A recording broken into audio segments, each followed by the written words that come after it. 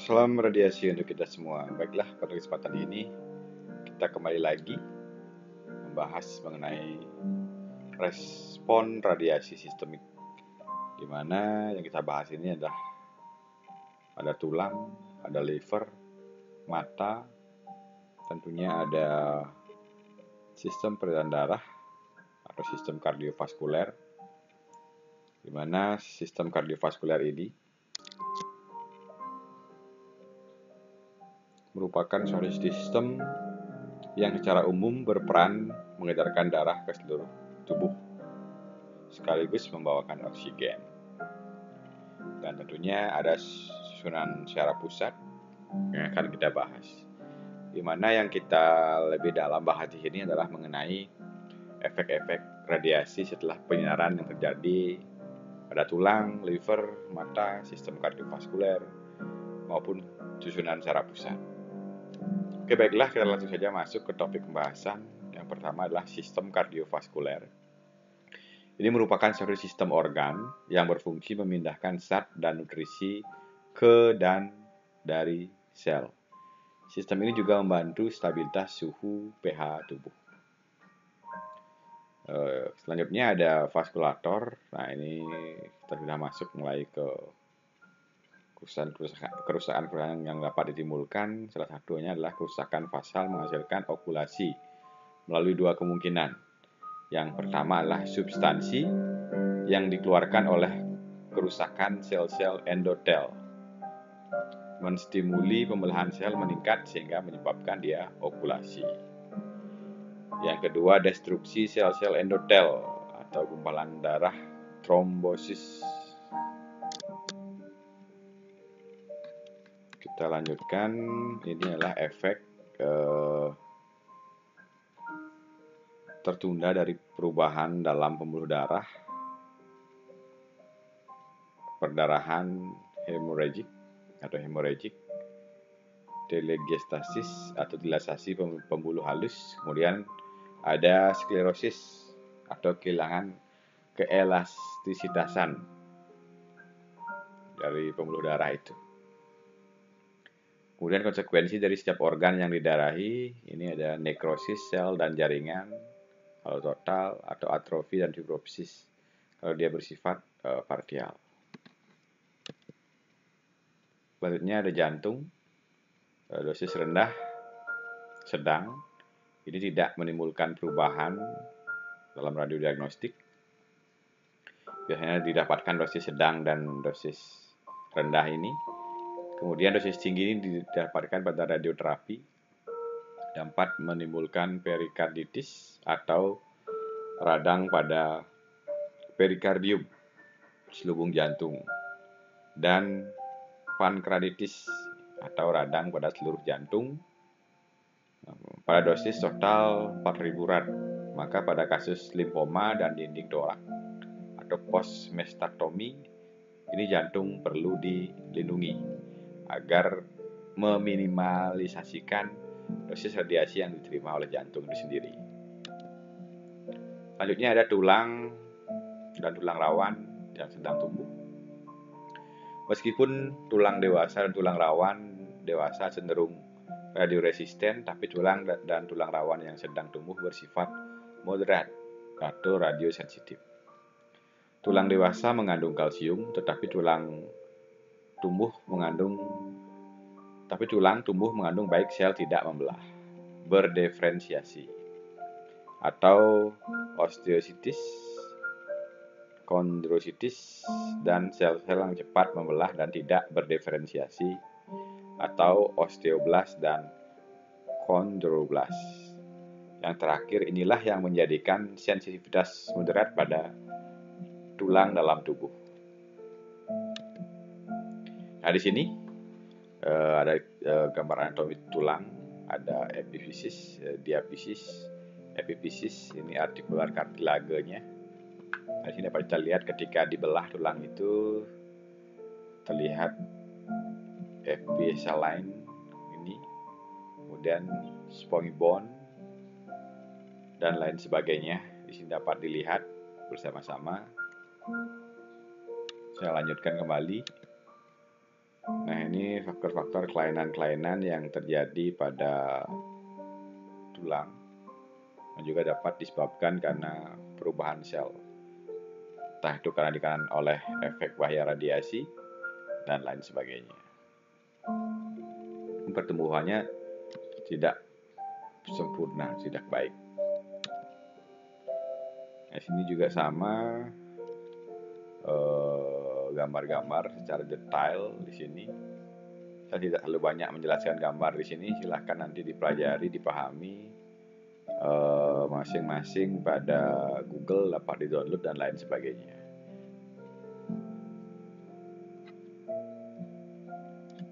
Ini bagian-bagiannya, potongan-potongannya. Jika diperbesar, oke, pada tulang itu, nah terdapat ini gambar seperti ini, kompleks sekali. Ada pembuluh darah, blood vessel juga, kemudian dan lain sebagainya.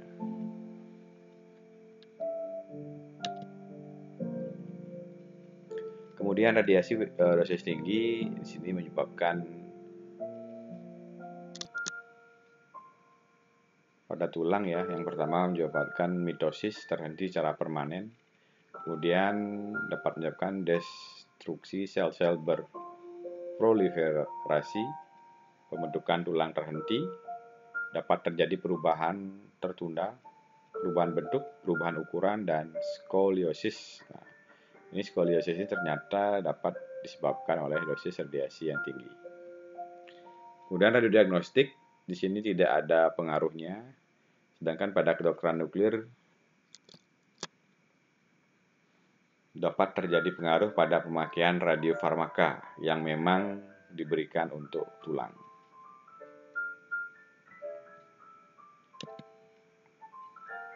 Kemudian kerusakan pada pembuluh darah dan sumsum tulang adalah penyumbang terbesar terjadinya radiation injury pada growing bone. Dengan dosis sedang, mitosisnya berhenti sementara, kematian sel-sel muda yang sedang proliferasi, dapat terjadi pemulihan dengan kerusakan tertunda minimal. Ini dosis sedang. Selanjutnya pada radioterapi. Pada terapi tumor, menurut William dan neuroblastoma pada anak yang mana lapangan penyinaran mengenai tulang tumbuh dapat terjadi abnormalitas dan skoliosis. Nah, ini pada terapi tumor Wilm dan neuroblastoma. Kemudian dosis fraksi yang lebih besar dari 2000 rad menimbulkan tanda pada penyerahan anak di bawah 2 tahun. Kejadian abnormalitas tulang menurun dengan menurunnya dosis dan pertambahan umur pada waktu penyinaran. Kemudian pada liver, ini dianggap sebagai bagian dari sistem digestivus, mengandung kelenjar-kelenjar penting untuk penyimpan, metabolisme, dan sekresi produk-produk proses pencernaan. Dulu dikatakan bahwa liver ini bersifat radioresisten, tapi penelitian akhir-akhir ini menunjukkan bahwa liver bersifat sensitif moderat. Oke, ada pembaharuan ya terkait dari liver di sini. Jadi pada penelitian yang terbaru menunjukkan bahwa liver itu bersifat sensitif moderat. Nah, di sini terdapat gambar organ. Ini organ dalam tubuh manusia. Dapat kita lihat bersama-sama. Ini adalah liver. Kemudian ini adalah gallbladder. Ini lihat appendix. Kelihatan nggak appendixnya ya? Mungkin tidak terlihat, terpotong. Nah, kemudian yang ini adalah spleen. Kelihatan. Ginjal, ini ginjal. Oke, ada kolon, oke. Dan lain sebagainya. Ini ginjal. Ini yang besar ini stomat. Spleennya kelihatan sedikit.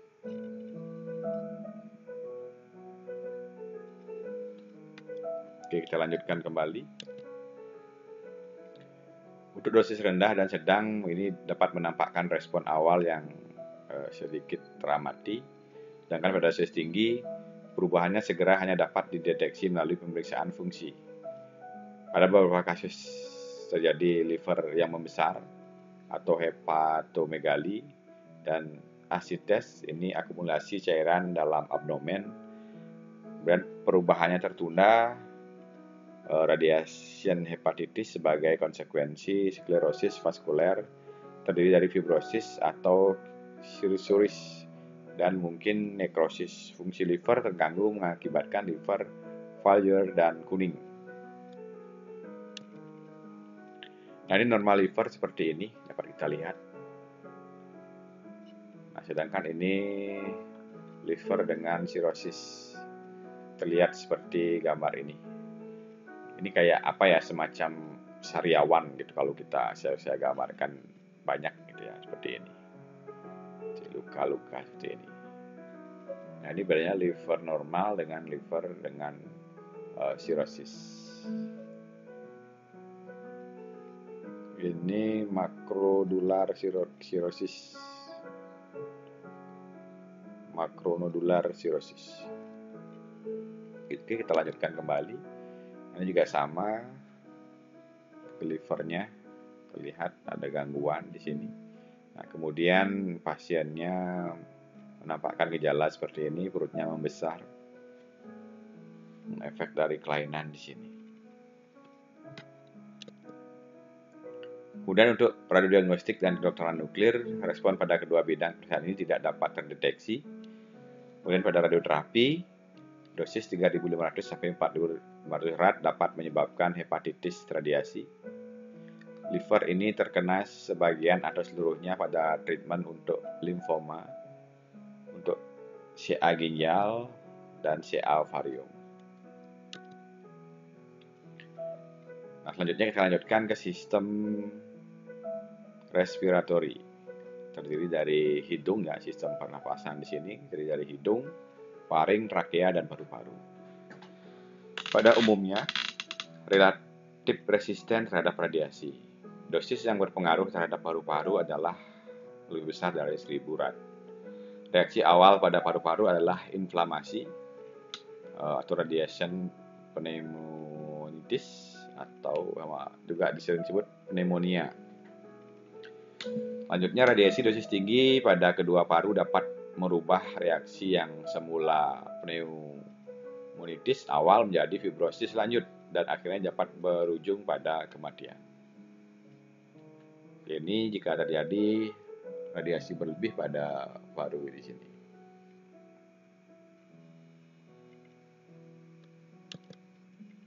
Ini gambar saluran respiratory atau pernapasan. Kita lihat bersama-sama. Nah, ini dari remote nasal cavity, ini epiglottis, laring, trakea, dan masuk ke left lung, paru-paru di sini.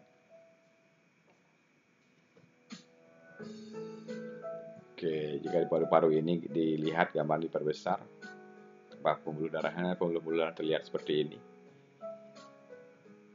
Oke, silahkan diamati sendiri, nanti dihafal pelan-pelan nama-nama organ di sini yang ada di gambar ini untuk lebih mendalami dari struktur respiratory ini atau sistem pernapasan ini. Nah, selanjutnya untuk radiodiagnostik dan kedokteran nuklir dan radioterapi. Nah, untuk radiodiagnostik dan kedokteran nuklir, radiasi dosis rendah tidak menyebabkan terjadinya pneumonitis. Sedangkan pada radioterapi, paru-paru dapat menjadi target utama radiasi, terjadi bisa CA paru, ataupun terkena dampak dari suatu tindakan radiasi. Contohnya CA payudara. Dosis 2.500 rad pada kedua paru secara dosis fraksi dapat mengakibatkan terjadinya fibrosis, walaupun dengan persentase rendah 8%. Semakin tinggi dosis, terjadinya respon semakin meningkat pula. 50% pada 3.000 rad. Respon yang terjadi pada volume yang diiradiasi Satu paru lebih tinggi reaksinya dibandingkan dua paru. Nah, di sini dapat kita lihat radiation pneumonitis-nya. Oke, lihat sekali ya. Oke. Ini gambaran CT scan-nya dengan aksial di sini.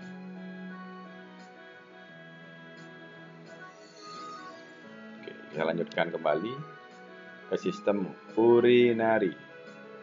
Sistem urinari ini terdiri dari ginjal, ureter, bladder, dan uretra. Ginjal di sini sensitivitasnya terhadap radiasi hampir sama dengan paru. Reaksi awal terhadap radiasi disebut radiation nephritis, terjadi sebagai akibat dari kerusakan vaskuler. Pada dosis tinggi, early sync, terjadi edema ringan dan pembekaan ginjal. Late sync di sini atrofi dan fibrosis, kerusakan hulu darah, hipertension sampai dengan gagal ginjal. Ini sangat fatal jika sudah terjadi gagal ginjal. Nah, di sini dapat kita lihat bagian-bagiannya. Sudah terlihat diafragma, adrenal gland, ada kidney, ginjal. Kemudian ada renal artery terlihat di sini, renal vena. Kemudian ada inferior vena cava juga, dan sebagainya. Di sini ureter, salurannya ginjal, sampai dengan uterus, urinary bladder, kemudian uretra. Oke, selanjutnya silahkan dihafal sendiri terkait anatomi yang ada pada gambar ini.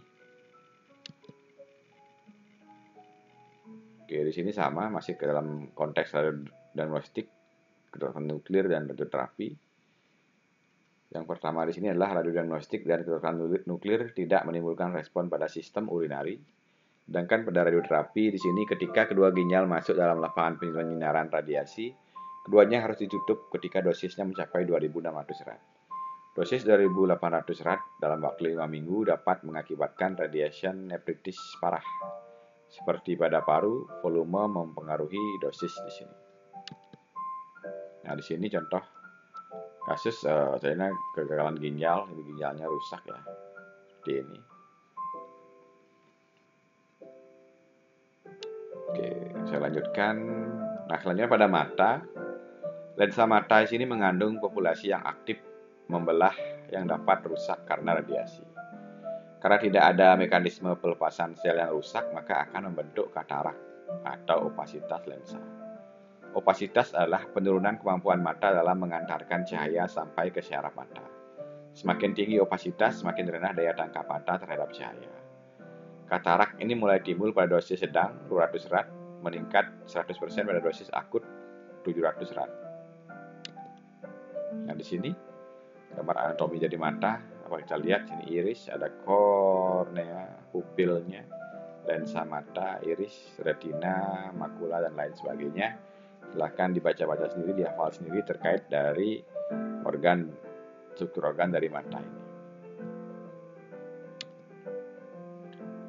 Nyata ini juga sama, masih dalam anatomi mata. Silahkan dilihat-lihat kembali, dihafal-hafal kembali. Nah, untuk radiodiagnostik dan kedokteran nuklir, katarak terjadi pada awal perkembangan radiologi atau radiasi hamur pada fluoroskopi, yang merupakan efek tertunda 1-30 tahun post radiasi. Coba bayangkan efek yang tertunda itu sampai 1-30 tahun dari post radiasi. Jadi selama bekerja kita harus selalu berhati-hati, karena efek radiasi itu dapat terjadi sekian puluh tahun kemudian. Kemudian pada radioterapi, katarak minimal tampak pada dosis 4000 rad, dosis totalnya 1200 sampai 1400 rad. Secara fraksi menyebabkan katarak pada semua pasien, maka pada penyinaran dekat mata, daerah mata perlu diberi perlu diberikan perisai atau pelindung, seperti kacamata Google agar mata tidak terkena radiasi. Nah, di sini dapat kita lihat contoh kasus kelainan pada mata. Ini normal lensa matanya, kemudian ini glands clouded by katarak. Katarak seperti ini. Nah, lama-lama akan seperti ini ya. Oke. Jadi sangat berbahaya ya untuk mata ketika kita memberikan penyinaran yang tinggi atau yang sangat tinggi. Nah, kemudian susunan saraf pusat. Di sini susunan saraf pusat terdiri dari otak dan spinal cord. Nah, ini sangat kompleks ya susunan saraf ini, karena susunan saraf ini mempengaruhi seluruh organ dalam tubuh kita.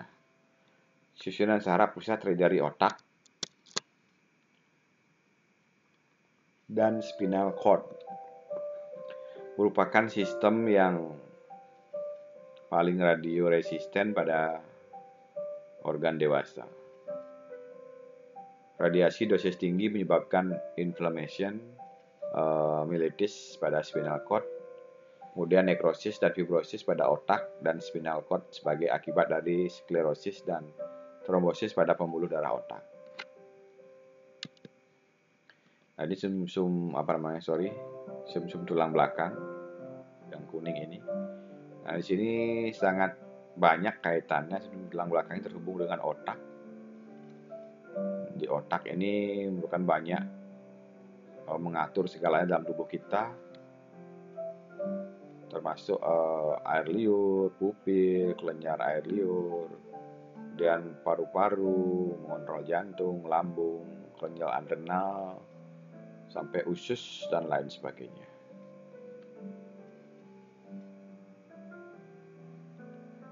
Nah, ini sum-sum yang dipengaruhi di sini. Saraf-saraf yang dipengaruhi oleh organ-organ ini tergantung pada ini saraf yang ada pada sum-sum tulang belakang.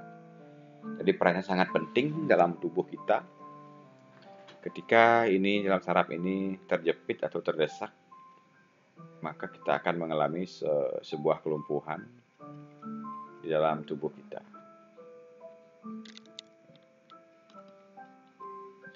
Ini kabel utamanya ini istilahnya. Satu terputus maka akan ada sesuatu di antara organ-organ ini. Nah, oke, ini juga masih sama. Lihat, perhatikan saja dari atas, dari mata sampai dengan paru-paru, jantung, dan lain sebagainya.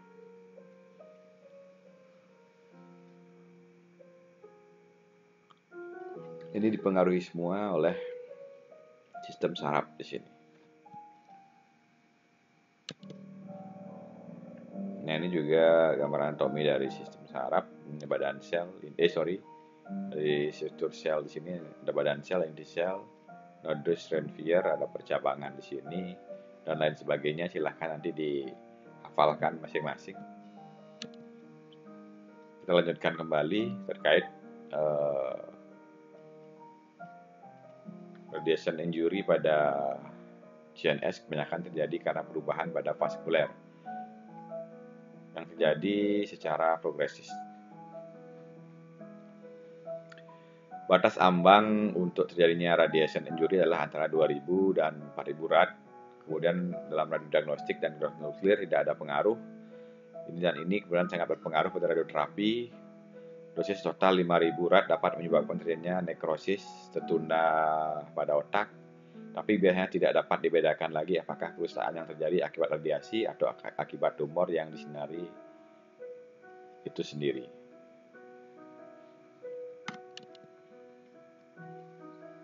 Nah, ini pengaruh pada radioterapi. Respon pada spinal cord bervariasi tentang volume dan daerah yang diiradiasi. Cervical dan torakal lebih sensitif daripada daerah lumbal.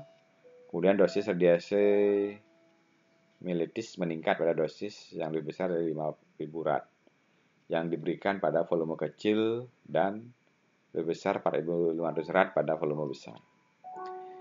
Ini penting karena daerah ini sering terkena pada daerah penyerahan untuk penyakit CA paru, CA esophagus, Hodgkin disease, dan tumor pada daerah kepala dan leher. Selanjutnya kita ke fungsional respon. Di sini fungsi organ atau sel dapat berubah sebelum terjadinya perubahan struktur. Atau dengan kata lain, perubahan fungsional dapat terjadi lebih awal atau pada dosis rendah. Contohnya dosis 10 rad sudah dapat menyebabkan perubahan fungsional pada CNS. Batas ambang kerusakan struktur CNS 2000 sampai 4000 rad. Secara morfologi, organ ini bersifat radioresisten, tapi secara fungsional dia bersifat radiosensitif. Nah, ini mengenai fungsional respon. Oke, baiklah. Untuk penjelasan kali ini, sekian yang dapat saya sampaikan. Terima kasih atas waktunya. Salam radiasi untuk kita semua. Tetap jaga kesehatan, patuhi protokol kesehatan. Terima kasih.